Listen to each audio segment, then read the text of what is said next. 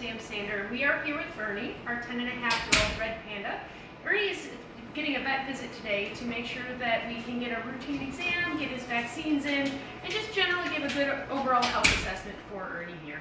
We don't have any concerns, we're not expecting any surprises, but we just want to make sure that we're giving him the best care we can here at the zoo. Dr. Webb here is with me. We are both from the University of Illinois. Dr. Webb is one of our residents who's getting special training in zoo medicine so that she can become a specialist. You can see here she's doing an exam on Ernie where she's looking at his ears.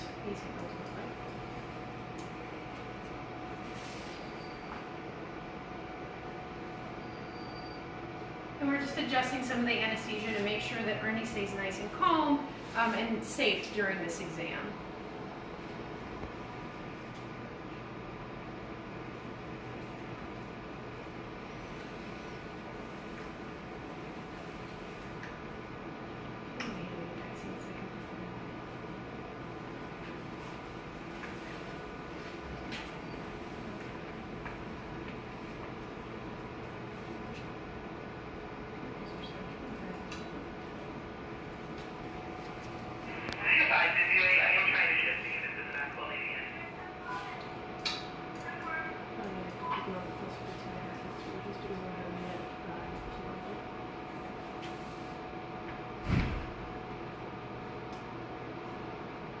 So for most of our zoo animals, we do need to use anesthesia in order to get a good exam. This is different than what we do for most dogs and cats, but it allows us to get a nice thorough exam, to feel all their muscles in their belly, to look in their teeth and look at their teeth, look in their eyes, and just generally make sure everyone's doing okay. This keeps it safer for them, less stress for them, and also safer for us.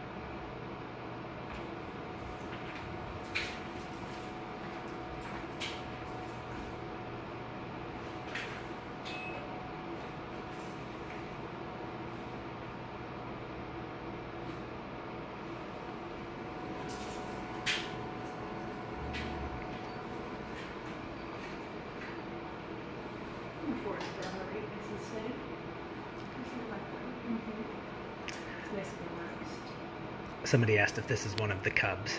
This is not one of the cubs. This is the cub's dad. The cubs are all doing well, and they're currently enjoying their day out in the sunshine and the cool weather. Baby's in the right group. So we vaccinate Ernie for rabies and distemper. This is a very common protocol for dogs. We know that a lot of zoo animals can get the same diseases that we can see in our pets, and again, just want to make sure they're nice and healthy. So we'll give them vaccines on a regular basis, just like you would in your pets.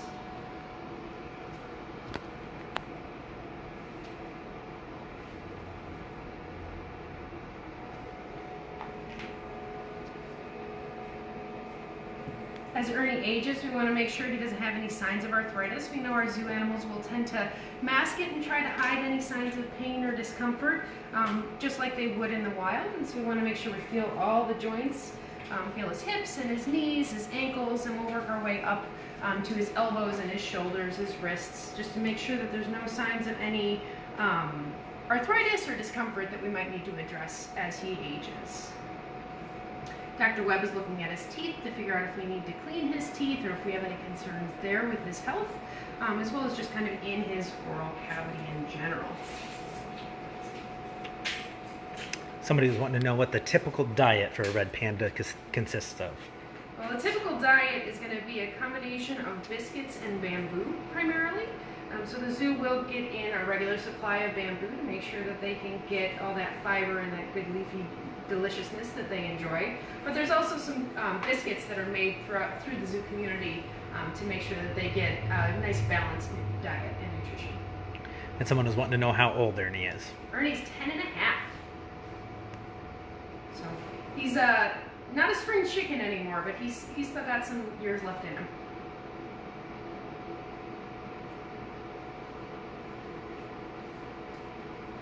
Nice body condition for the season.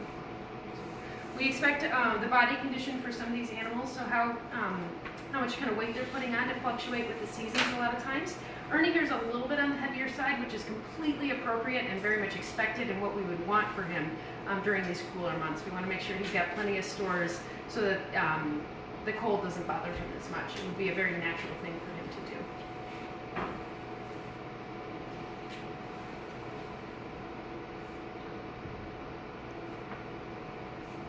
Someone would like to know if he seems completely healthy. So far, so good. I don't have any concerns based on what we are seeing so far. Do they live in groups in the wild, or do they live independently? There are times when they will come in together to a group situation. That's typically going to be when they're mating and during breeding season, but a lot of times that they're going to spend their days alone.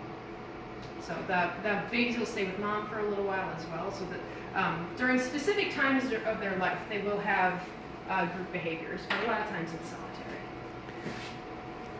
Someone would like to know, is the coat rough or soft? It's a little bit rough, yeah. What would you like to mix? Maybe a German Shepherd? Maybe. It's a little rough. They're not as fluffy as they look, for sure. And got a couple people asking, what is the lifespan of a red panda? That off the top of my head, I would say 18-ish, 15 to 18. In the wild, 12 to 14. In captivity, it's much higher. Yeah. They have medical care, diet. They don't have to worry about anything. So. Don't quote me on that, but that's my best guess.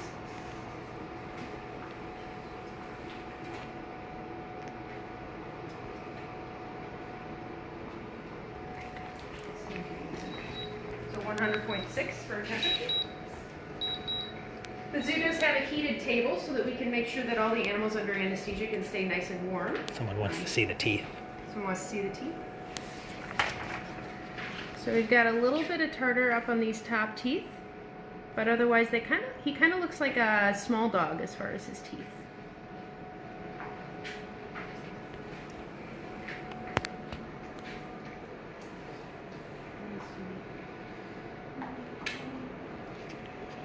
Peter, this one might be better for you. So for enrichment or special treats, what is the red panda special gift that the keepers might give him?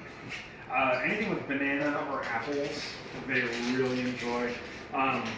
They're not as food enrichment motivated as you may think. We do lots of scents and lots of different enclosure enrichments for them. So toys, paper mache, things they can open and play with for foraging. The rest of it is pretty much whatever keepers decide to make for them. They're fairly simple to enrich. How long does it take for a red panda to wake up after their exam? That depends on every red panda. Just like every human, it's a little different. Yeah. Yeah. So everyone can be a little bit different, but we would expect Ernie here to be basically back to normal later today.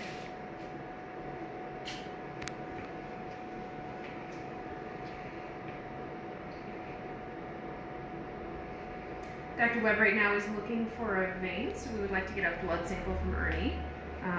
Their meaty little thighs and their thick fur can make this a little bit of an onerous task, but she's up for it. And then here are the claws. Somebody was asking about how long they are. So they're not very long, but they're quite sharp. So just to get a reference as opposed to a human hand.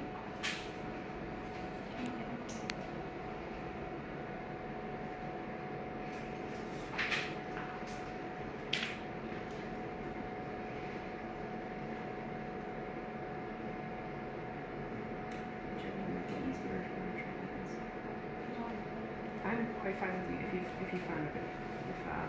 If his fur is making that challenging. Or are you going for more? Oh, I'm sorry. Then I will stop getting here. So there's a number of different vessels that we can use to get a blood sample, just like we can in people or in dogs and cats. There's three different spots on the leg. There's the outside near the ankle, the inside near the ankle or knee, and then the femoral vein, which is going to be closer to the hip, and that's what Dr. Webb is looking to get right now. We can also use the front leg, it's called the cephalic vein, or we can use the jugular vein, which is up in his neck. Peter, this will be a question for you. Yeah. Somebody wants to know, what type of trees would you normally find them in? If you have that answer. Whatever's in the Himalayas. Anywhere where they can eat. So it's mostly bamboo forests. Do you guys know Ernie's weight? We will be finding that out later during the exam.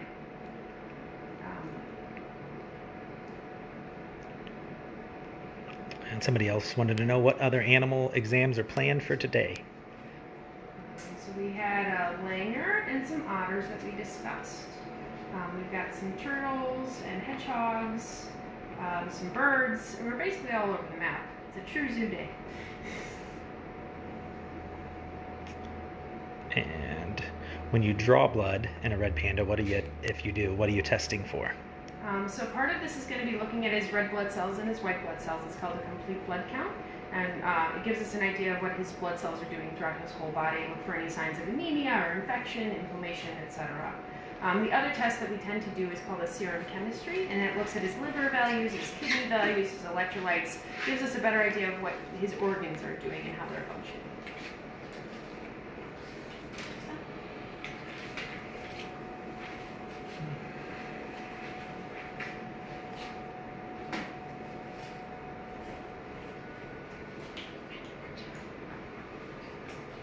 Yeah. So now they're going to use our sonogram that was donated by Fort Jesse Imaging.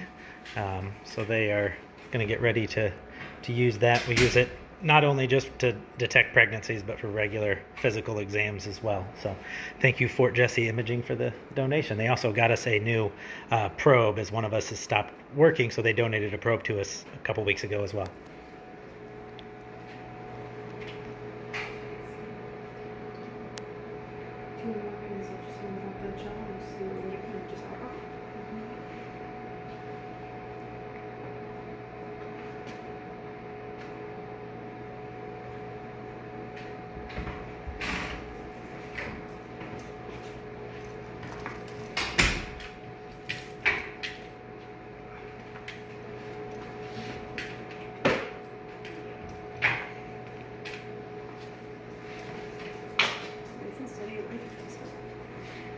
So when we use the ultrasound, all of this fur can kind of get in the way. Makes it difficult for the ultrasound to be able to see what's going on. In a dog or a cat, or even in people, we'll shave them wherever we're going to do the ultrasound if there's any hair there, to prevent that. In our zoo animals, we try not to do that. It gets a little bit chilly out there if your belly is shaved. And so we will use a combination of alcohol and ultrasound gel to try to get closer to the skin so the ultrasound can do its job. It's a brand new probe, so let me know if there's issues. That's great.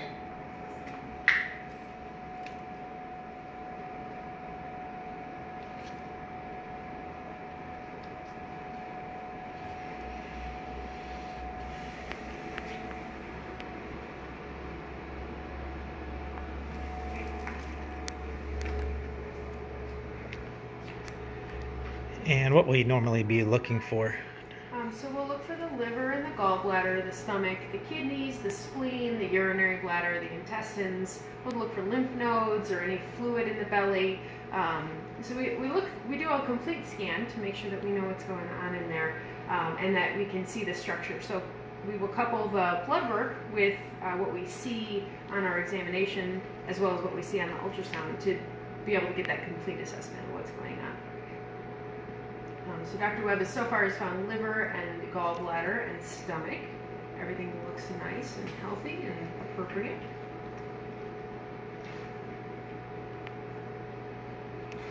And Nikki, to answer your question, we have 4 red pandas right now at Miller Park Zoo.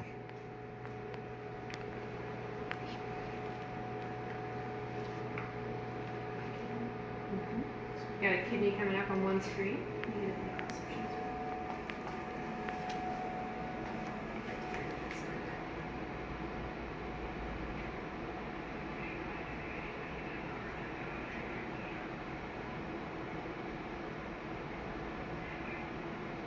It's that big dark gray blob that keeps happening in and out of the screen.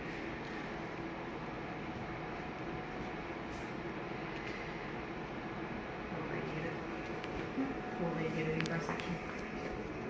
Huh?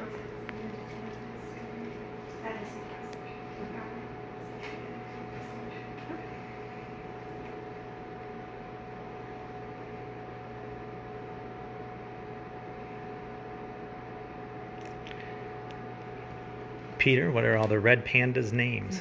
Oh. Pop quiz. Well, this is Ernie on the table. Yeah. And then I have to look the other ones up. the cubs are China.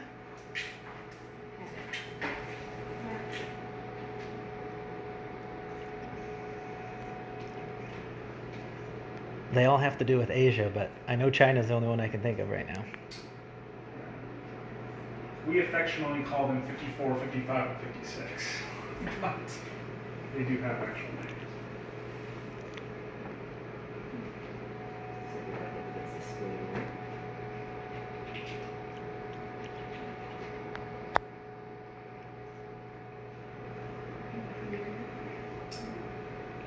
So we have China, Kashmir, and Burma.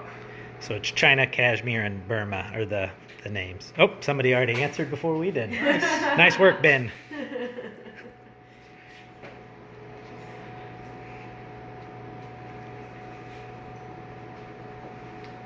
Yeah, you will be able to watch this later.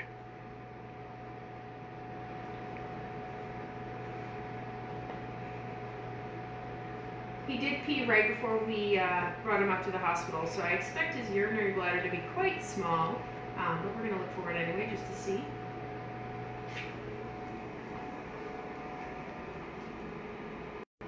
Losing my signal.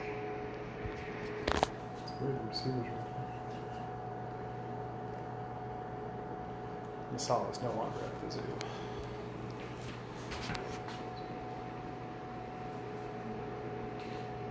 I don't know if anybody heard Peter there, but so Masala is no longer at Miller Park Zoo.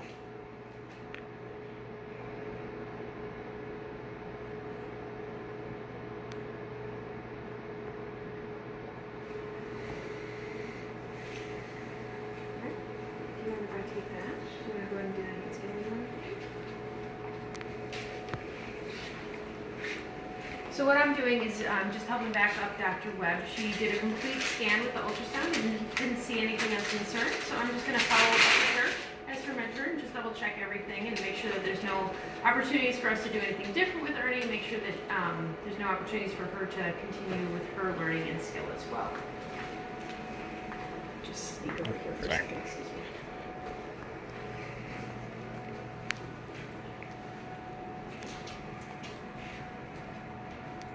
And the dentist in Illinois may not be seeing patients, but Ernie's still getting his dental care today.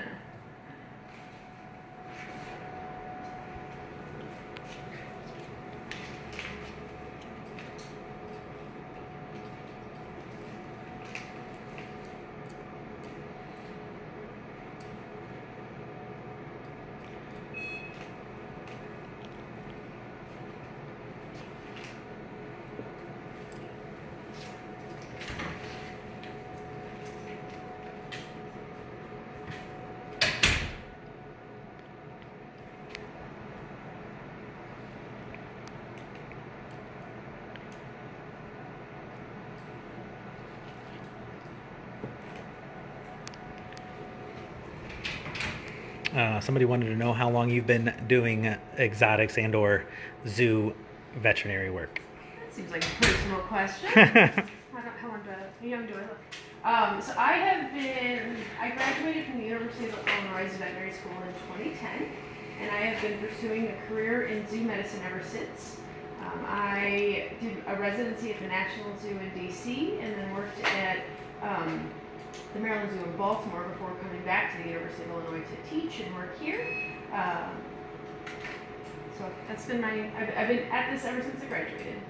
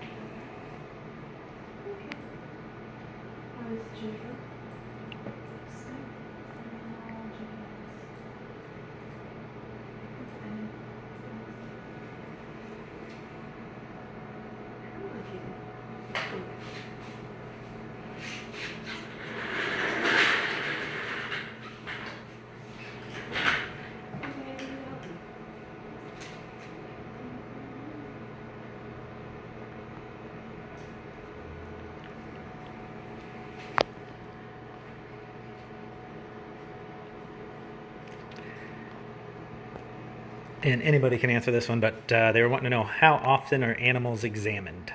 So that's going to depend on the species. Some of our animals only live to be 2 years, so doing an annual exam on them doesn't really make sense. And we would need to look at them much more frequently in order to make sure that they are progressing through their life stages appropriately. Similarly, some of our animals can live to be over 100 in like the tortoises.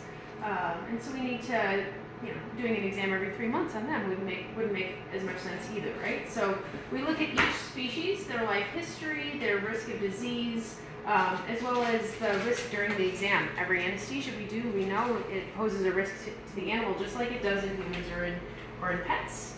And so we try to weigh each of those things.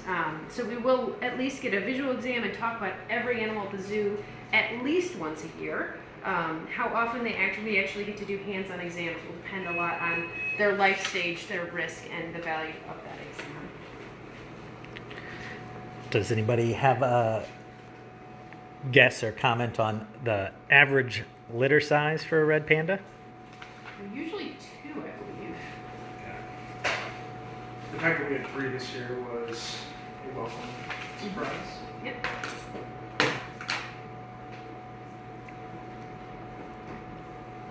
So I'm just wiping off all the alcohol and ultrasound gel that we put on Ernie so that his fur can dry off and he can get back outside.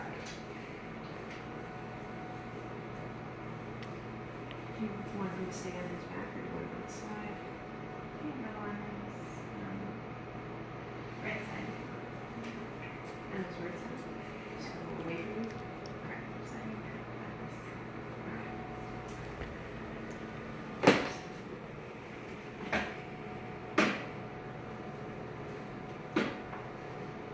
I'm just gonna run Who is the hardest animal to examine and why? that large tortoise. Because they are strong and they can do, you're not going to get to do anything that they don't want you to do. Also, quite small.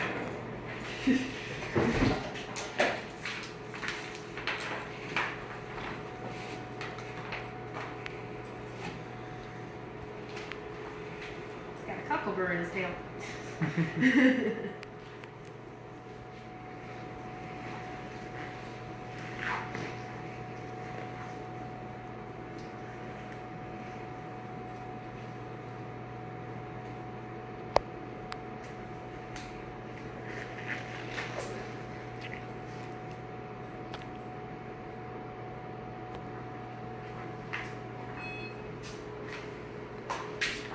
All right, we're going to be finishing up here soon, so just keep an eye on the Facebook page as we'll be doing live video feeds as often as possible with the kids out of school, so to help enhance your e-learning days.